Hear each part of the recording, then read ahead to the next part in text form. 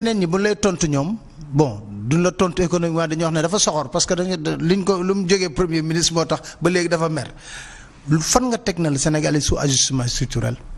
mais ci li ñu bind ñoom ci li ñuy wax ñoom jóguma rek ne c'est Sénégal ajustement structurel. dafa am loo xam ne dañ ko wax ko Fonds monétaire international ànd ceeg ñoom. te loolu bu amee ajustement structurel lañu ko tuddee. muy lan muy benn nga ne état maanaam demande publique état dafa war a wàññi li muy jaay ses dépenses de demande publique dafa war a wàññeeku ndax lan ndax suñu budget liñ ciy jaay ëpp na liy dugg. kon dañu war a wàññi li ñuy jaay yokk li ciy dugg. est-ce que le budget est sincère même. loolu beneen wax la waaye nañu yem rek ci li ñu nangu ñoom. noonu kenn du wax ne non Abdoul Mbaye dafay wax loolu nañu yem rek ci li nga xam ne lii ñoom wax nañ ko. kon loolu di benn loolu fu mu amee rek ba noppi nga nangu itam loolu yëpp ñoo ko nangu ne croissance bi amoon li ko indi. mooy état li mu ci doon investissement yi mu doon def jaay bi mu doon jaay et cetera jënd bi mu doon jënd. nañ ko tuddee rek demande publique nee nañu loolu foog ñu wàññi ko di benn kon boo ko wàññee li nekkoon yokkati ci koom day wàññeeku nañ jàpp loolu ñu ne itam demande privée. maanaam lu dul état entreprise yeeg askan wi li ñuy jënd dafa war a wàññeeku ndax am na foo xam ne Sénégal daf ci war a génn muy li ñuy oote les paiements extérieurs courants maanaam li ñuy doxal suñu digganteeg bitim réew. kon jàpp nañu war a wàññi déficit budgétaire. war a wàññi. Déficit des paiements extérieurs loolu foo ko gis rek ajustement structurel am na ndax li mu ngi wékku ci lan ci wàññi li état di mën a jënd ak li état di war a di mën a investir benn ñaar wàññi itam li nga xam ne lii mu ngi jógee ci poosu askan wi ñu koy jënd li ci jënd war a jógee bitim réew ci wàll bu am maanaa et cetera et cetera. war a wàññi nag li nga xam ne lii mooy li askan wi di jënd naka lañ ko mën a defee ci yokkate ay njëg. mooy hausse des prix électricité hausse des prix teel a wax ne salaire du yokk xam nga fonction publique teel na ko wax ca. 1er mai exactement kenn du yokk salaire dëgg la yokk nañu salaire u privé. waaye foofu itam mbir am fa ndax boo toogee ne loolu ñoo ko wax ba tey rek man damay des rek ci li ñu wax ñu ne dëgg la état li mu mënoon du ko mënati waaye secteur privé dina ko mën waaye secteur privé bi nga xam ne bii moom nga yaakaar mu indi émergence teg nga ko électricité bu yokku yaa ngi ko maanaam coût des facteurs toujours facteur de production bu am solo. teg nga ko itam salaire bu yokk waaw ba pare ndegam yow di nga wàññi li ngay jaay li ngay jënd ci économie bi ci koom bi waaye war nga itam yokk li doon dikk ci yow ndax déficit dafa recette moins dépense nga jàpp ne ni ngay doxalee mooy yokk pression fiscale dafa leer na ñaŋ 20% en 2 ans 20% en 2 ans jëlee ko ci 16% 2018 yóbbu ko ci 20% 2020 2021 loolu itam day indi wàññeeku. ci demande privée waaw koo xam ne kii nee nga koom bi léegi ci moom lañ ko yaakaar waaye teg nañ ko. électricité bu yokk teg ko pression fiscale. ak dette intérieure buñ ko dul fay.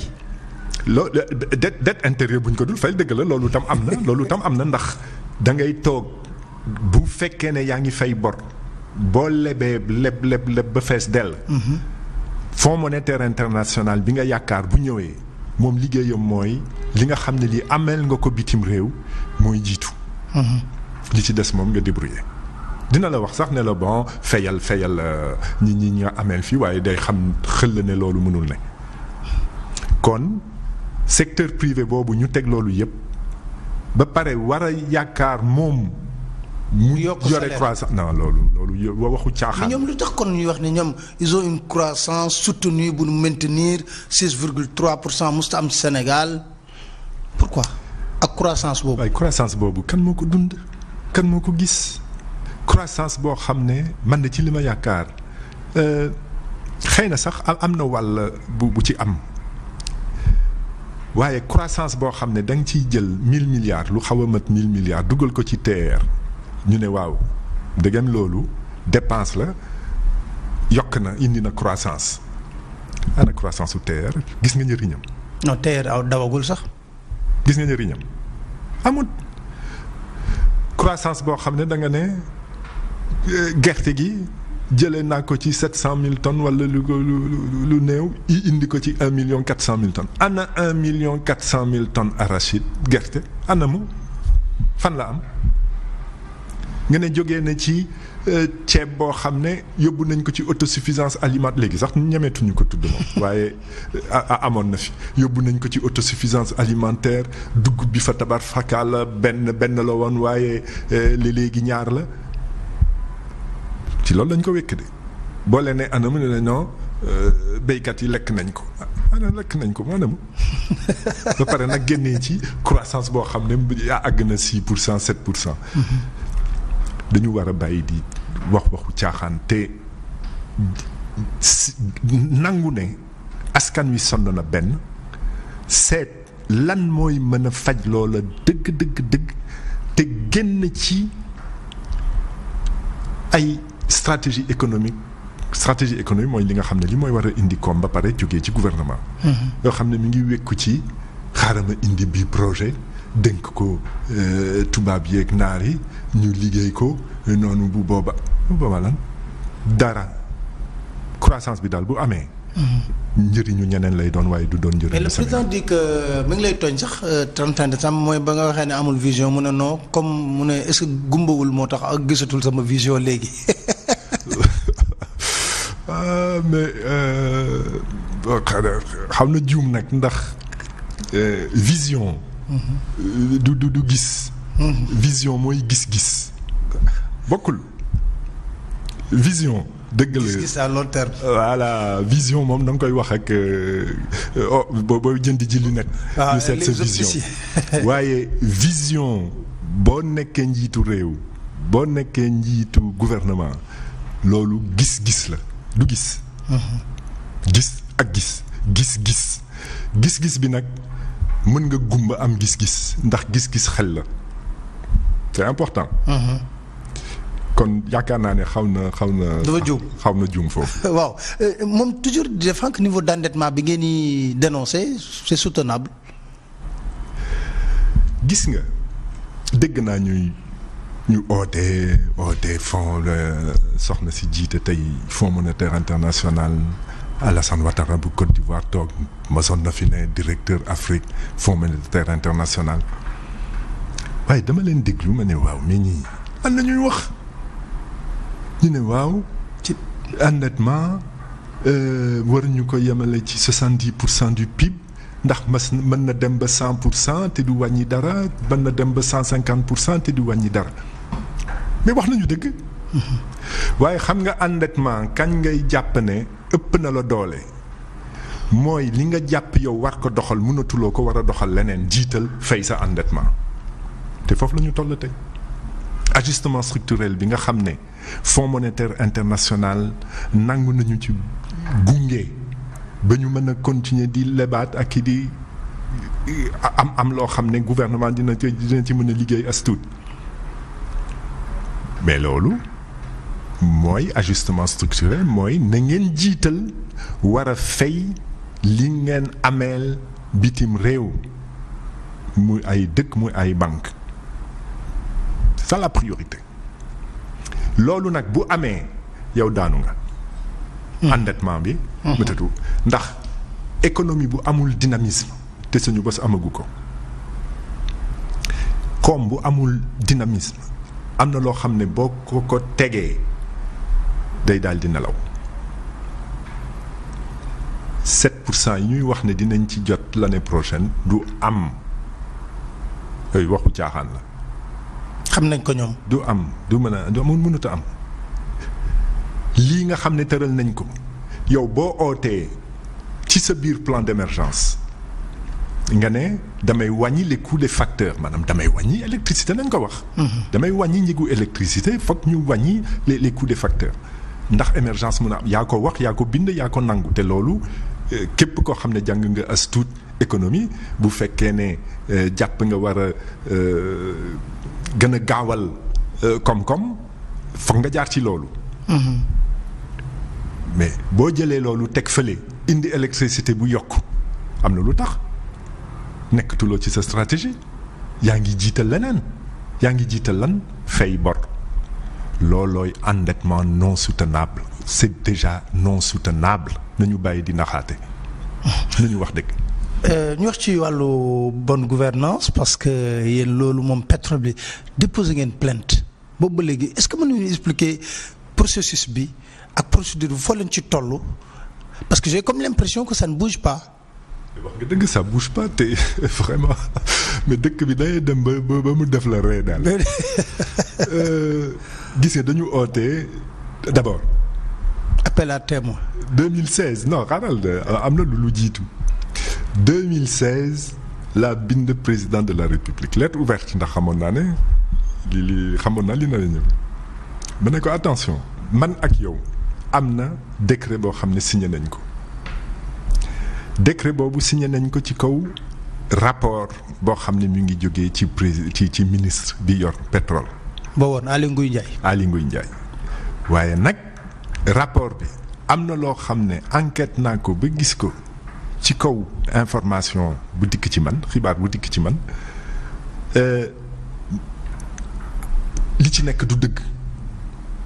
c'est un faux rapport. faux rapport ma ne kon jógal nga def enquête administrative enquête judiciaire 2016 defu ci dara.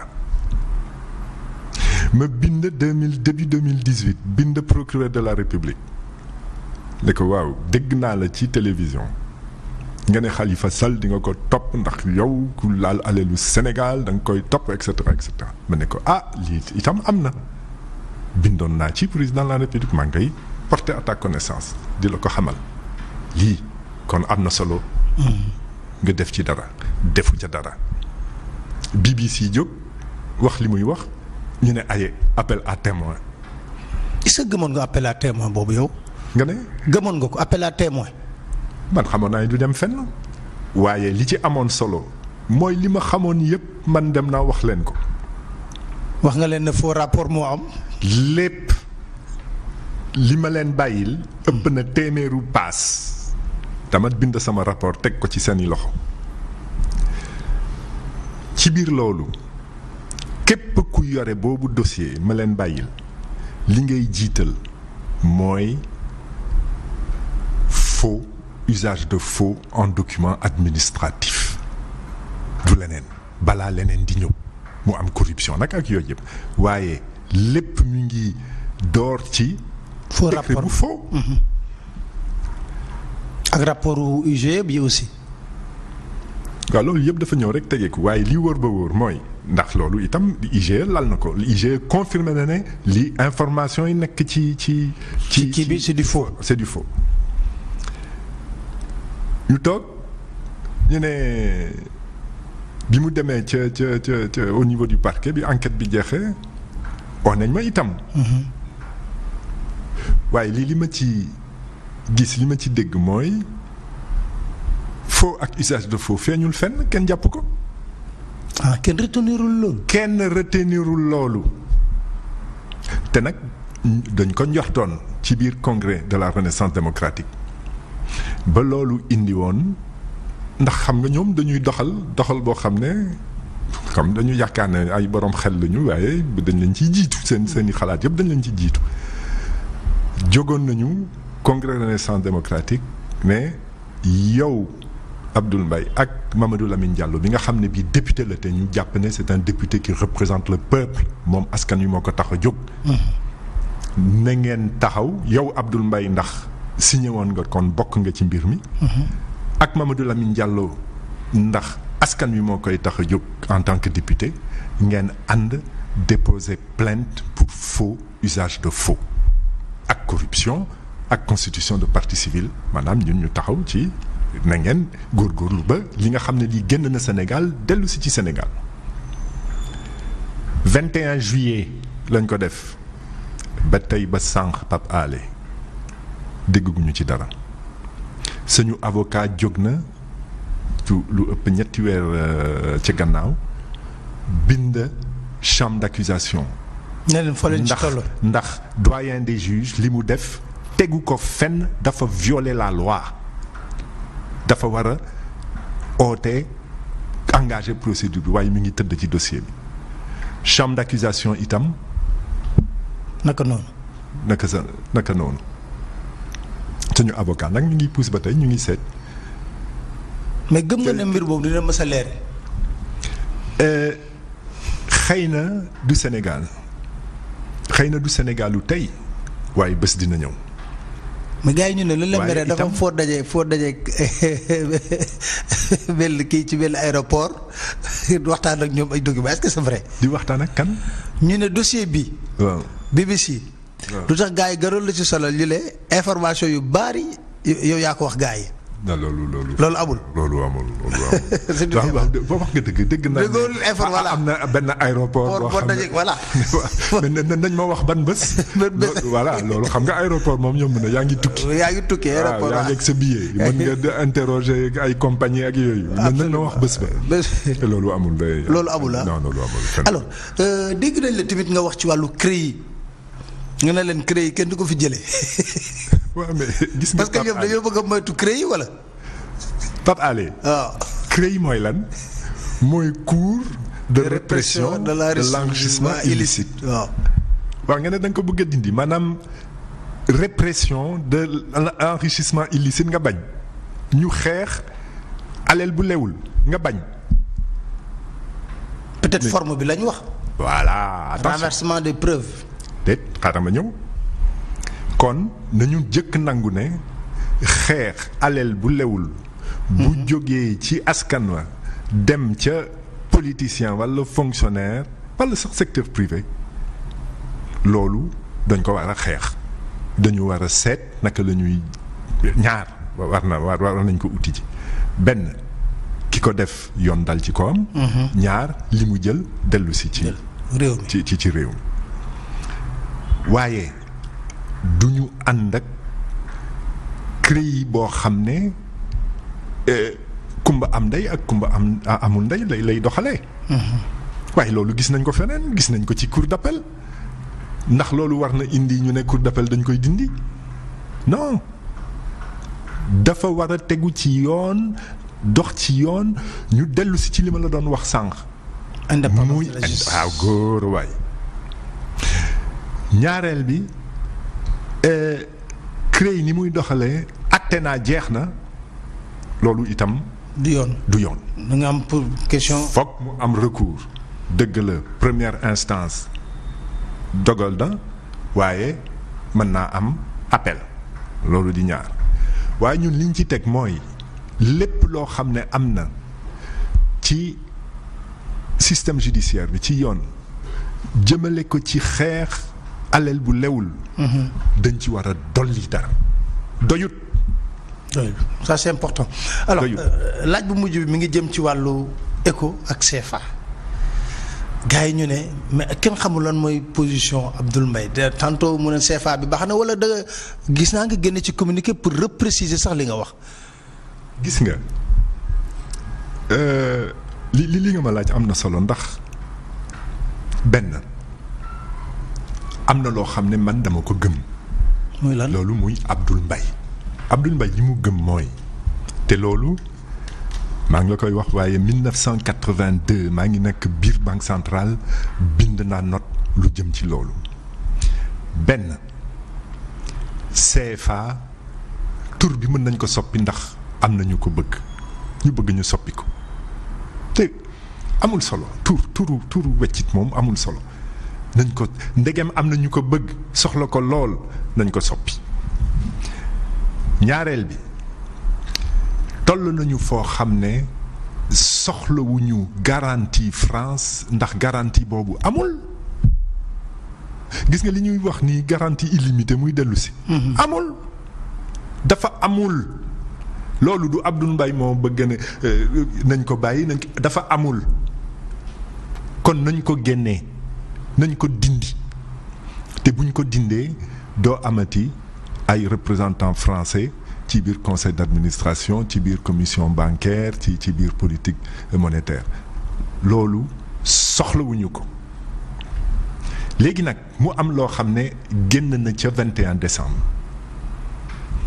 Alassane Ouattara ak Emmanuel Macron xamal ko am benn communiqué bu ci topp man li ma jëkk ko wax mooy xam nga ndax yaa ngi lire nga ko li ma bind mooy le franc CFA n'est pas mort une nouvelle monnaie est en gestation maanaam CFA deewagul ñaar am na monnaie bu bees boo xam ne dina ñëw muy l'éco le franc CFA n'est pas mort dafa am lu mu tekki ndax ci biir Sénégal ak ci biir dëkk UEMOA bari na ay nit ñoo xam ne ñu ngeeg CFA alal la kon bu leen wax ne CFA jaratul dara loolu am na solo wecc xaalis monnaie buggul coow kon lépp loo xam ne ñu ngi koy dox nañ ko dox ci xalaat loolee ndax coow bi day wàññi valeur CFA kon te lu moo am tey boo ubbi woon sa kalpe CFA nga ciy gis kon CFA deewagul mu am nag loo kon nañu moytu loolu moo tax it ma ci doon oote 21 la émission bi le xibaar bi génn 22 ma def note ca note ba nag ca communiqué ba maa ngi ciy oote banque centrale ak banque yi ma ne na ngeen wax léegi ndax xam nga dafa am lu ma ci jaaxal man ci li am 21 mais accord de coopération accord boo mun ci gis da nga koy xalaat liggéey ci kenn du yëg nga toog signé xamle ñu daal di tas xibaar waaye fii ñaari ci gis mooy ñaari président bon président bale moom ñaari président yi concerné parce que président Côte d'Ivoire wax na ci turu UEMOA président en exercice conférence des chefs d'État que le wax ci turu France waaye nañu wax loo xam ne bind nañ ko te am na ba noppi man yaakaaroon naa ne ca booba am na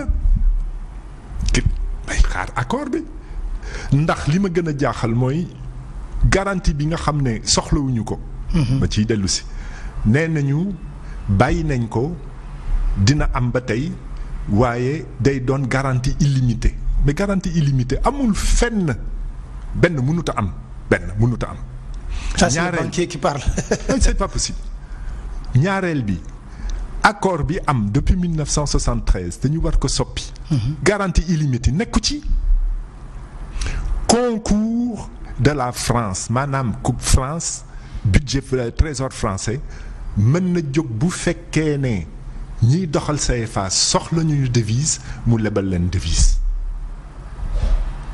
te nag muy leble boo xam ne balaa ñu ciy jot da ngay jëkk Sénégal day jëkk leb fonds monétaire Côte d'Ivoire jëkk leb fonds monétaire Mali jëkk leb fonds monétaire kon boo ko seetee ba seet te ci juróom-ñetti leb mooy am boobu di soog a ñëw te balaa boobu di ñëw sax am na stock or maanaam urus boobu xam ne bi banque centrale moo ko moom daf ko war a jaay balaa loolu concours boobu di ñëw concours France di ñëw am na itam li ñuy tuddee opération de ratissage maanaam fépp foo xam ne gis nañ fa ne devise am na fa banque centrale dem jëli ji ko kon xam nga boobu garantie moom amul nga tuddee ko garantie illimitée mais ma jaaxle ma ne mais li lan la waaye ba tey nañu xaar banque centrale am lu mu ci wax te jot na mu wax ci ndax waxu ji. le mutisme wax jaaxaloon nañu bari. mais c'est incroyable loolu nag war a indi ñuy préciser ay position di xalaat ndax man duma activiste nag ci dëgg-dëgg.